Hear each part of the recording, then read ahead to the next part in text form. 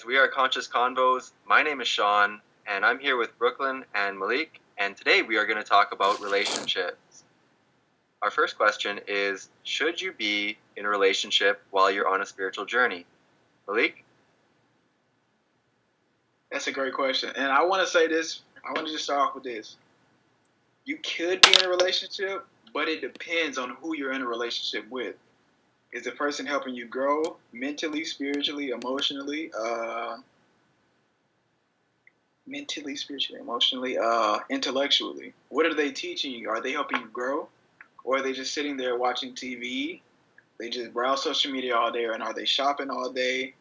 All this low conscious stuff. So that's my opinion. If they're not helping you grow in any way, then no, you shouldn't be in a relationship with them because they're going to pull you down to their level of low consciousness. So I say no. My opinion would be it depends completely on the person. It also depends on where you are in your life. If you're ready for a relationship, if you're stable, if you've gotten things in life taken care of that you need, such as like a job, such as like you've got things figured out basically, financially. And then also, if you find someone that has the spiritual aspects that you're looking for, I think it could definitely be a positive experience to be in a relationship while on your spiritual journey. But if that's not the case, if the person's like has a low is like kind of unconscious, they are into like materialistic things. I honestly wouldn't say it's the best idea to be in a relationship at that moment. Cool. I agree with that. I totally agree because when you're looking for something, you need to look for something that's going to help you on your path.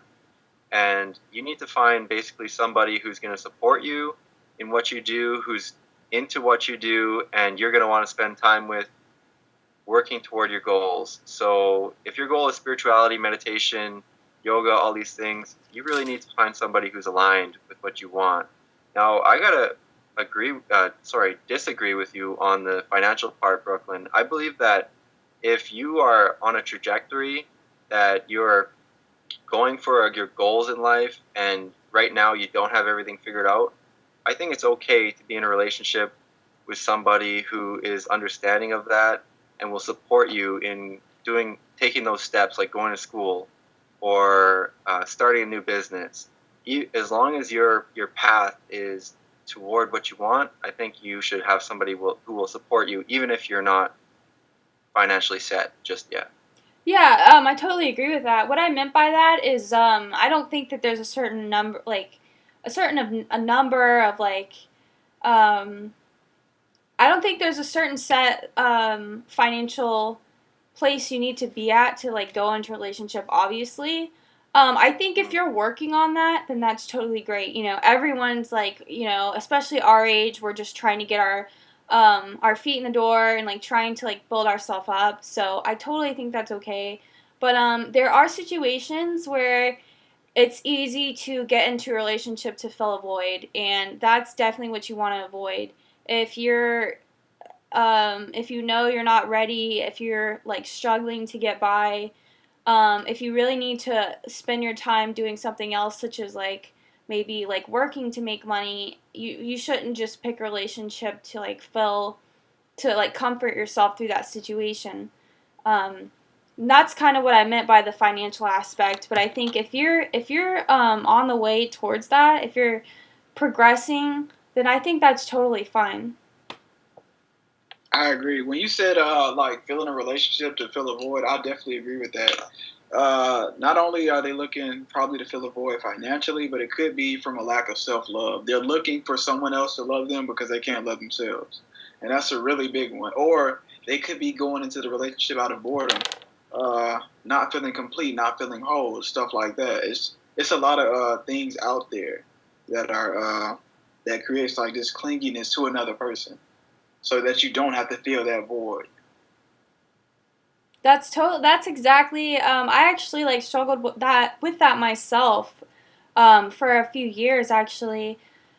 I would get into these relationships. I don't know why, but I would feel so lonely, and I would feel like I needed to be in a relationship, and I would go after guys and like try to like chase these relationships, and I couldn't find out why, and I would constantly crave the feeling of having someone to spend time with. It didn't even matter if it was like just a friend or a relationship. I would crave that feeling, and it took a lot of like um it took a while for me to realize what the cause of that was, and that was because I had stuff I needed to deal with, and it was not going to go away no matter how much time I wasted spending with someone doing like these mediocre activities such as like watching TV or like watching movies. It's never going to go away. So that I'm telling you, the best thing you can possibly do for yourself is spend time by yourself. Just go through that pain, just get it over with real quick, and you'll build yourself up, and then you'll be ready to have that amazing relationship that you've been wanting. Right, because when you go into a relationship with those feelings of lack, what you're looking for is somebody to solve that for you. And that's why it's so important. Like, can't stress it enough, like you said, that you really need to do the self work first, the inner work, the self love, self acceptance before you go looking for a relationship, because you're going into it to give, not to take. And Yeah, I think yeah. that's really selfish as well too, because you put a lot of pressure on that other person to make you happy when it's an inside job to make you happy. Nothing that person isn't supposed to really give you anything. You're just supposed to be there together, conscious and grow together. Like I said, mentally, emotionally, spiritually, all those ways. They're not really supposed to give you anything. So Amen. And that's why you can't neglect the spiritual aspect in your life, because when people go into relationships, they're looking for that happiness, but in reality, there is no way to happiness. Happiness is the way. And you got to look at that, and you got to learn that for yourself before you get into a relationship. Yeah, there's just no way around it. You really just gotta like put in the work, and once you do that, I'm telling you, all the drama, all the like the arguing, the up and down the roller coaster of relationships, that'll be gone because you really don't have those like needy feelings that sometimes come up. You don't have the tension and the stresses and all the negative baggage that comes along with like a dependent relationship. And once you are independent with yourself and your significant other is independent as well, you can create an amazing relationship that is built off of a very solid structure. And that's absolutely like the most wonderful feeling is to just have that stable relationship. definitely, I agree. Hmm. From y'all's perspective, what do y'all think are like some traits for what do y'all look for in a person? Though? Um, I'd say I look at their personality first. I look at my connection with them. If I meet them right off the bat and they make me excited, they're very intriguing. That's um that's amazing. Like I get so excited, and if I meet someone and they're kind of melancholy, they're average, low vibration, it's just not gonna happen. Like Yeah. for me, I say I like people who are like empathetic towards just everybody, animals too. Like they love nature, stuff like that. They're into meditation, yoga, and also like deep thinker. Don't like I don't know. They just think deeply about everything, whether it be religion, hell, just all these broad topics out here. Also like open minded as well. Like you can't just say um, you can't just think that you know everything. I want the person to be open minded and willing to explore everything. Like you have to have an open mind. Like that's how you. It's like an intelligent search for truth. Like you have to be open minded for that. Hmm. Yeah, you really do need to be open-minded. I think open-mindedness is one of my top things I look for in somebody. When I talk to them, if their views are very negative and they are not able to open their mind to new ideas, it's kind of a turn off. You need to have somebody who's really willing to think deeper than the surface. That's not materialistic, not into just watching TV and like unplugging their brain. You need somebody who's kind of a deep thinker. Another good trait that I really like is somebody who really can express themselves without fear. So what I mean by that is authentic. Like, you don't want somebody who's constantly second guessing themselves, and you also don't want to do that yourself, because when you get That's into a true. relationship, that's just going to cause a lot of drama. You want somebody who is clear in their goals and their intent, so that you can be okay with that person and they can be okay with you. Okay, so I have a question for you guys real quick.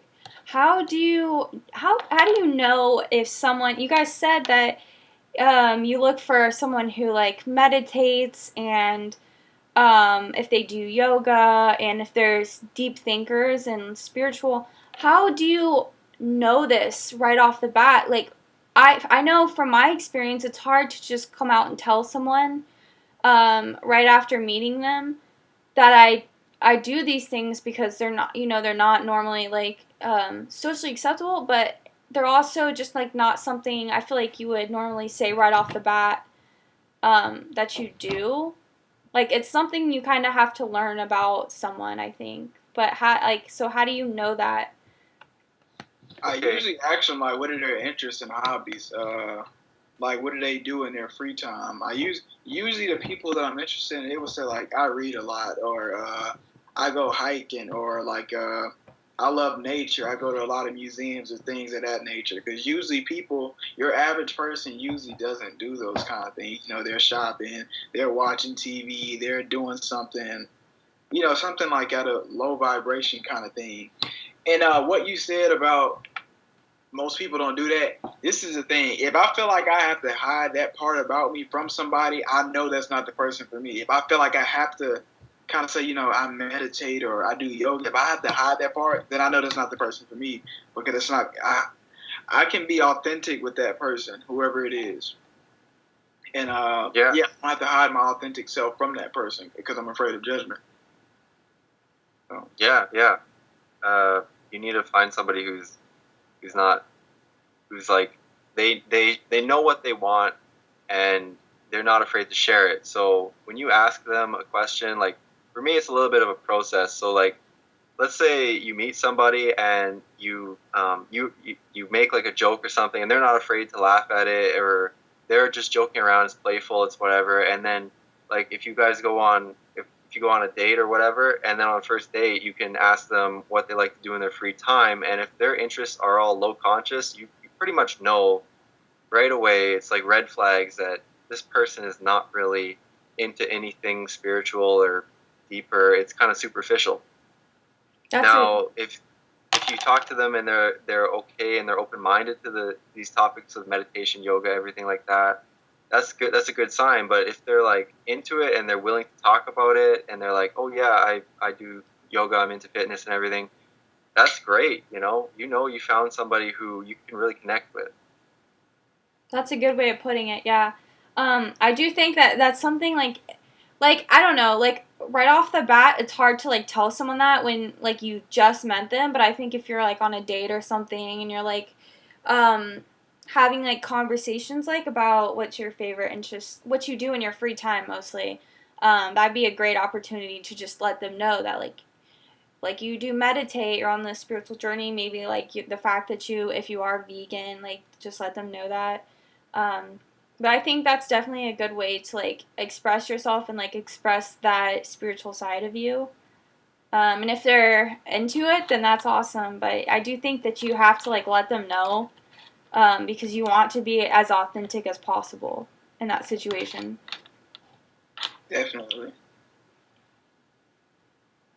Um, well, okay, so looks. Do y'all find them important or not? Like, how do y'all see? For me, I say look. I'm not gonna lie. Looks are important, but it's not everything. I would rather have personality over looks because looks fade, but personality is always gonna be there. That connection is always gonna be there. Looks might not. So I'd probably say looks are important, like 4 out of 10. Other six is personality, because like, come on, man, open mindedness, deep thinking, just goofy, empathetic person is the person you really want to be around, because they just give you that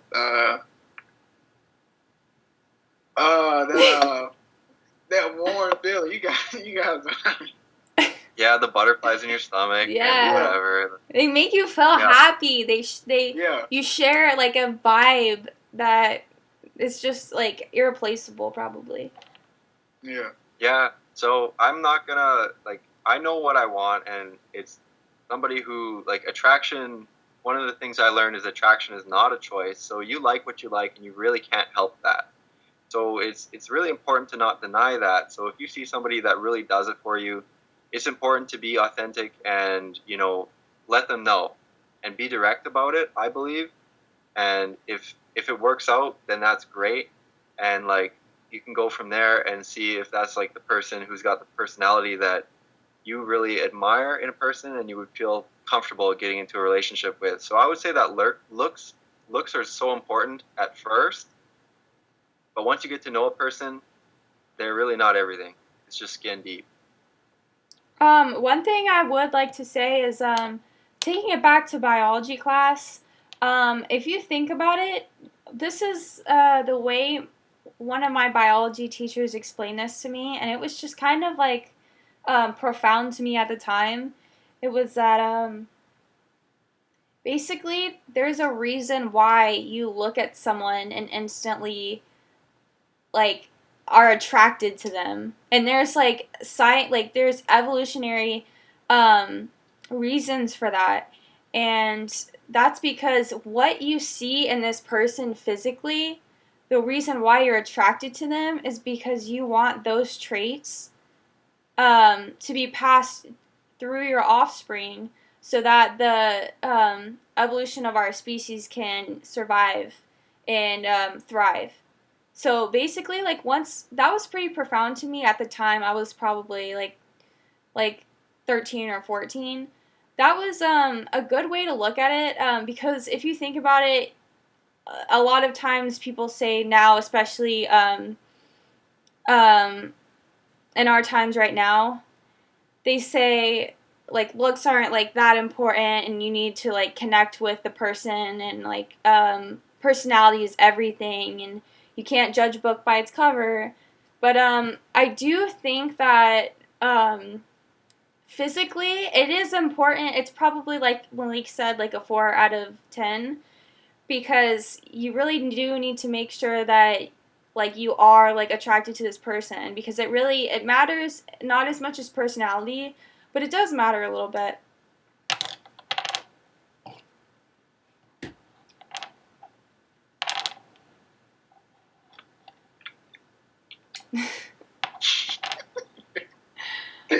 What's up? I don't think about this shit. So what does a healthy relationship look like versus an unhealthy relationship to you guys? Okay, so to start off, it's everywhere. You just have to look around, look at anybody, like in everybody's lives, they know people that are in relationships that are toxic, that are not working, they're always bitching about their partner. Those are unhealthy relationships. And if you look at the facts, a lot of people get divorced. The divorce rate in America is through the roof. It's over 50%.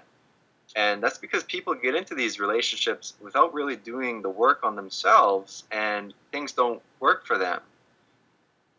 And what's interesting is that a lot of people will settle. They'll just say, well, this is all I can get, so I'm just going to stay here. And what's really happening on the inside is you're dying. Like you really don't, things are not right. And people, they know something is fucked, but they don't do anything about it. So it's really important to do the work on yourself so that you don't get into a trap like that, and you can get into like a healthy relationship.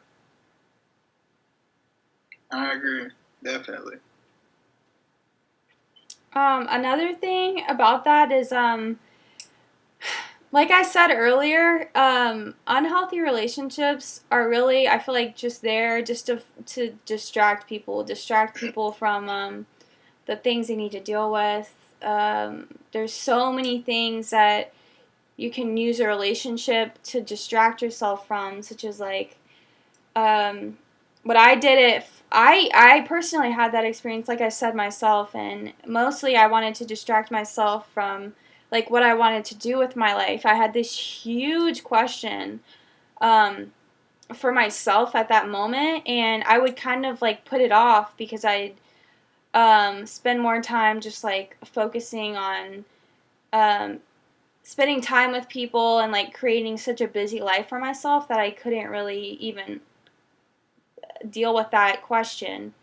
And I feel like a lot of people do that, especially these days. A lot of people like um, use these relationships to fill this void, fill this time this free time that they have that they could be doing like hobbies, or there's so many other things they could do to like better their lives, and instead they choose comfort over going out of their comfort zone and trying these new things. And that can be so dangerous because you're not looking at the person, you're looking at the relationship itself. You're seeking a relationship instead of a connection, and that can be so scary, and that can be very, very unhealthy. And I think people just need to spend more time on themselves before just jumping into relationship. Mm-hmm. Very true. The journey within is really the most important journey you'll ever take anyway. Like I was telling you, it takes a lot to love yourself and accept yourself because society does not teach that. It does not teach that anywhere. I was saying earlier, think about it how they make it. They put it even in kids' movie. Just like how the princess was sitting in the castle, she was all depressed and down. But after the prince came, she was all happy and she felt fulfilled. It's little stuff like that. They sneak into the movies where they're programming us at a young age that, you can't be happy without a partner. You can't be fulfilled without a partner. So you should seek that in a partner to make you happy. Just all these kind of emotions. Really, it's an inside job. That's Yeah, a really it's good it's point. very subliminal, and it's very pervasive in our society. This idea that you need somebody to complete you. So going back to the question, I think a healthy relationship looks like two people coming together to share what they already have with each other, giving to each other, not taking from each other. Yeah, it's definitely it. I think if you have your own life, you're set up, you're totally content with yourself, you know where you're going. Um, and if you spend a lot of time, like, basically just knocking out these um, problems that you have within, and spend a lot of your time loving yourself and developing that self love. I think that it would be amazing if you could find someone who has done the same as well.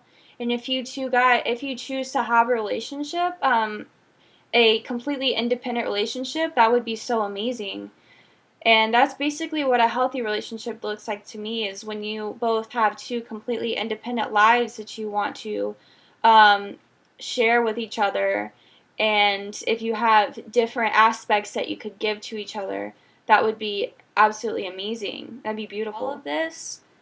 All of this, there's just one thing that's really going to help you, and that's just really learning how to love yourself, how to deal with these issues in your life to where you don't have this like needy feeling inside of you. And I'm telling you, it will go away. You will better your relationships, you'll better your life, you will attract amazing people that love the same things you love into your life. You just have to go through it, and sometimes it's hard. You have to build yourself up and really make your life what you want it, and figure yourself out before going into this relationship. And once you go in it, it will be amazing. It'll be totally worth all the work you put in. I'm telling you. Hey guys, Malik here. So thank you for tuning in this week. Please, if you have any questions or just if you can give us some advice about a spiritual relationship, just please drop your comments below, and We'd love to see you back next week to watch our video on whatever it is. Give us suggestions in the comments, and thank you for watching. So, peace. Bye, guys.